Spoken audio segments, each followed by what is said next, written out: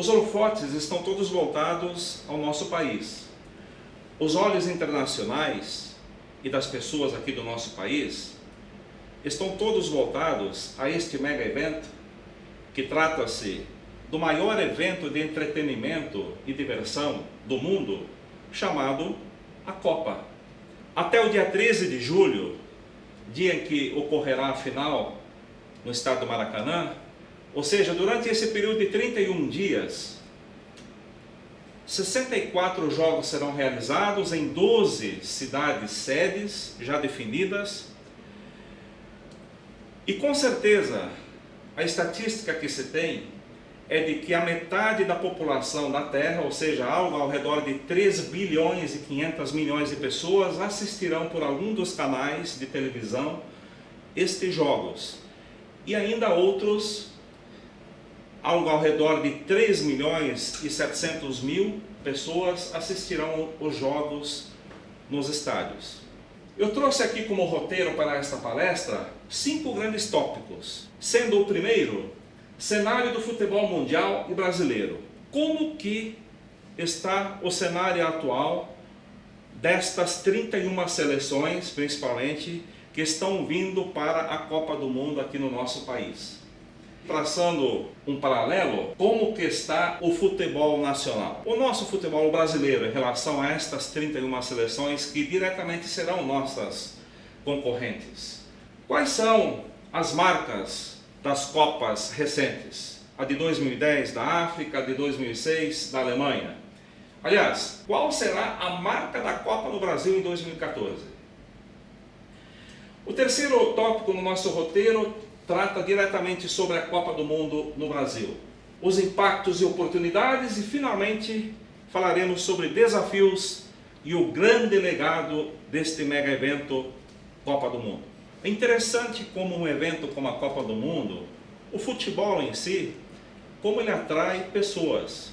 E nesse sentido, o órgão maior do futebol mundial, a FIFA, ela realiza de 2 em 2 anos uma pesquisa e que recentemente, há 2 meses atrás, foi publicada junto a 15 países, que reúne 1,53 bilhões de pessoas. São interessantes os dados que foram colhidos. Como, por exemplo, 64% das pessoas pesquisadas são fãs da Copa do Mundo. 61% são fãs de esportes. E 46% são fãs do futebol. O presidente Joseph Blatter, já em 2003, numa das viagens na época do nosso presidente Lula, confidenciava a ele de que possivelmente em 2014 a Copa do Mundo ocorreria em um dos países da América do Sul, sendo forte candidato o Brasil. De 2003 até 2007, portanto, nesse período de 4 anos, o que foi realizado em termos de planejamento, em termos de estratégia, em termos de uma integração setor público com o setor privado, o que foi feito em prol da organização da Copa do Mundo? Pelo que se sabe, muito pouco. Afora isso, de 2007 até 2009, nós levamos 2 anos preciosos na definição das cidades sedes.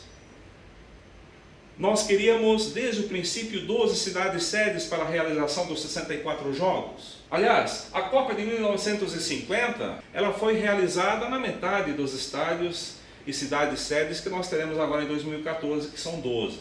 De 2009 até 2011, mais 2 anos definindo formatos de licitação de toda a infraestrutura e principalmente os estádios, que foram praticamente todos eles erguidos novos ou reformados. A partir de 2011, conforme o próprio secretário Jeremy da FIFA na época falou, e nós ficamos aqui bastante chateados, né, presidente Dilma, enfim, as coisas começaram a andar na base da pressão. E aí é que se pergunta, qual será a marca da Copa no Brasil? Será o famoso jeitinho brasileiro? Será de que no fim tudo dá certo? Será de que nós somos pentacampeões e podemos tudo? A partir de agora, a preocupação passa a ser para que toda a infraestrutura fique pronta em termos de estádio, hotelaria, transporte, enfim, que possamos receber todas estas milhares de pessoas, tanto turistas quanto de circulação interna em nosso país, junto às cidades sedes onde ocorrerão os jogos. Os impactos e as oportunidades deste mega evento, Copa, aqui no Brasil, são muitas. Foi estabelecido pelo governo federal, no orçamento da União, uma matriz de responsabilidade inicial para a Copa do Mundo de 25 bilhões de reais.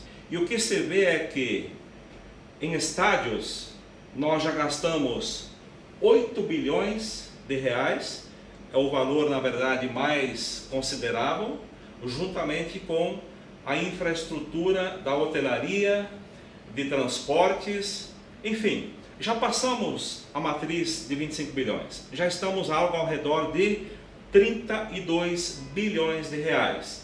Devemos chegar aos 35 bilhões de reais até a conclusão das obras, se é que todas ficarão prontas, possivelmente não, ficarão relegadas algumas obras para as Olimpíadas, que serão em 2016, pela questão de falta de tempo. Tem uma estatística interessante que eu gostaria de estar compartilhando com vocês, na questão dos 12 estádios. O público total comporta 685.200 espectadores, que se nós dividirmos pelos 12 estádios, nós teremos um público médio de 57.100 espectadores. Muito longe do país, que não é o país do futebol, mas é do basquetebol, Estados Unidos, na Copa de 94, que teve um público médio jogo de 69 mil espectadores, ou seja, dificilmente, praticamente impossível nós batermos este recorde.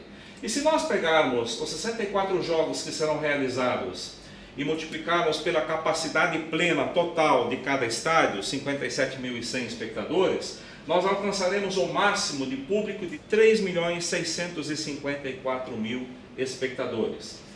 E se dividirmos os 64 jogos pelos 8 bilhões até aqui investidos nos 12 estádios, nós teremos aí um custo-benefício jogo de 125 milhões de reais.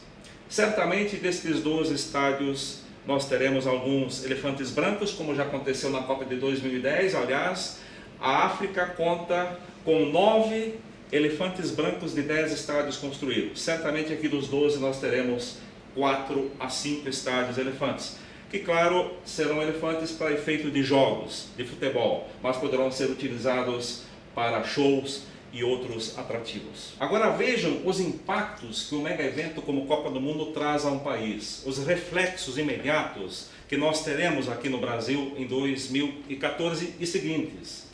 Teremos um incremento no nosso PIB, Produto Interno Bruto, até 2019, ou seja, os próximos 6 anos, na ordem de 183,2 bilhões de reais, 0,4% no nosso PIB.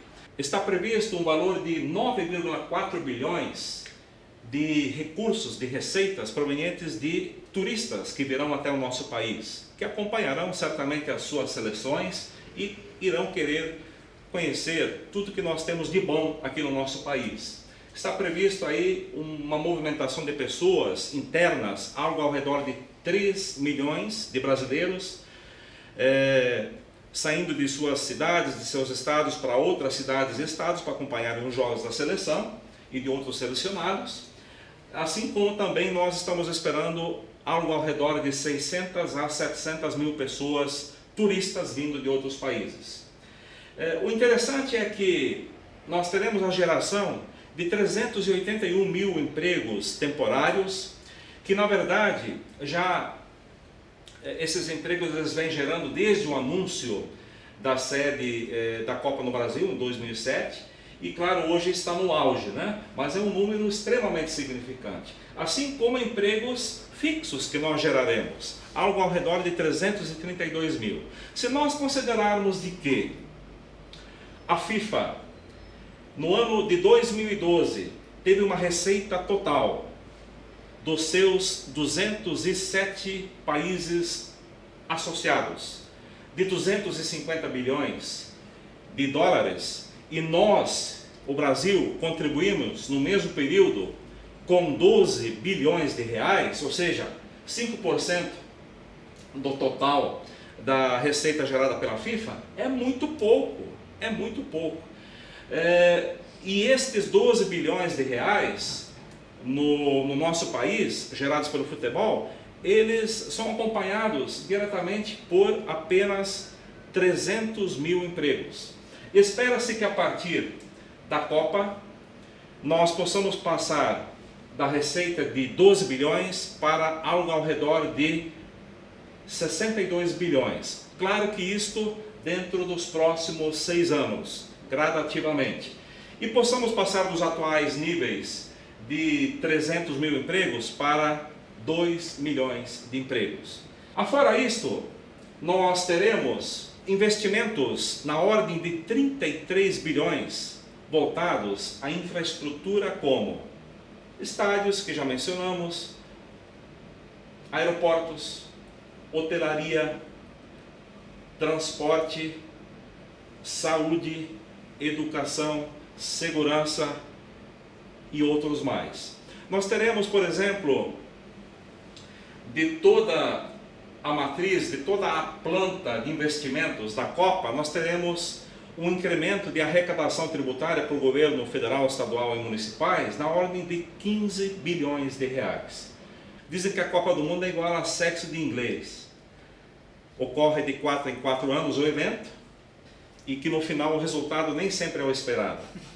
Além dos desafios que uma Copa do Mundo impõe a um país, os que eu mencionei aqui como governança, planejamento, estratégia, trabalho integrado entre os setores privado e público, as oportunidades são inúmeras. Vejamos, a grande oportunidade da Copa está realmente voltada a uma profunda transformação do futebol brasileiro. E aí, o recado é para o órgão maior do futebol nacional, CBF. Tem a grande oportunidade de implementar um modelo de gestão profissional dentro da estrutura da confederação, que isto sirva como modelo para as 27 federações e para os 783 clubes de futebol profissionais que nós temos no nosso país, sendo que destes apenas 100 clubes participam dos campeonatos nacionais séries A, B, C e D. Então é o momento de nós transformarmos a receita de 12 para 62 bilhões a partir da revisão do modelo de negócio, do modelo de gestão profissional no futebol brasileiro. É este, aliás, além de oportunidade, o grande legado, no meu entender, da Copa no Brasil. A transformação e de forma profunda do futebol brasileiro. Está aí o bom senso, ou seja, os jogadores de futebol tendo que se unir, se dirigindo à entidade maior CBF para que as coisas aconteçam em termos de calendário, que é ruim. Calendário ruim, nós não teremos qualidade nos jogos. Olha aí o Campeonato Brasileiro em seu final. 1/3 dos plantéis, dos jogadores, dos clubes está no departamento médico. Calendário ruim, qualidade de jogo baixa. Logo, não teremos público. Temos um problema aliado a tudo isso de segurança. Consequência de tudo isto do modelo atual do futebol brasileiro é a insolvência dos clubes, ou seja, passivos enormes que não conseguem arcar. Algo ao redor de 4,4 bilhões de reais de dívida, de endividamento que os 20 principais clubes da Série A possuem aqui no nosso país. O setor público. O setor público tem a grande oportunidade de rever modelos de gestão, de rever formatos que vinha implementando até aqui nos seus orçamentos públicos e direcionar a partir de um mega evento como a Copa, uma vez que tudo está traçado, tudo foi levantado minuciosamente a partir do projeto apresentado à FIFA, e nós sabemos o que nos falta, em termos de infraestrutura, em termos de, enfim, de inovação e sustentabilidade para que nós possamos crescer cada vez mais e virarmos de 7ª a 6ª potência dentro dos próximos 5, 10 anos, uma 4ª potência mundial. Outra grande oportunidade e legado, eu diria, da Copa está voltada às empresas, ao mundo corporativo. Aproveitar, principalmente dentro das empresas, através da área de RH, e inserir no programa de treinamento e desenvolvimento do seu quadro, dos níveis estratégicos, passando pelo tático até o nível operacional, inserir o tema Copa do Mundo. O quanto que se pode, a partir deste tema, melhorar o ambiente de trabalho, a qualidade dos serviços, elevar os níveis e patamares do core business. É possível agregar dentro do mix novos produtos a partir do tema Copa. Claro, nós sabemos, como brasileiros, de que existem boas intenções por parte do setor público de trazer um mega evento como a Copa ao nosso país. Mas, sabidamente, mesmo com 12 cidades-sedes, não é possível que 190 milhões de brasileiros possam assistir ao vivo os 64 jogos. Olha a oportunidade, por exemplo, que os prefeitos municipais têm de promoverem dentro das suas respectivas cidades a FanFest, que já é um evento tradicional, consagrado em muitas cidades. Se viu muito isto na Copa da Alemanha. Com certeza a adesão da população das respectivas cidades será elevada, porque todos poderão vivenciar de uma forma real, como se estivessem ali no estádio assistindo o jogo, depois assistir um show com artistas locais. Então é uma oportunidade única. A Copa do Mundo muda a cara do país. Todos são beneficiados, desde que as coisas ocorram de forma planejada.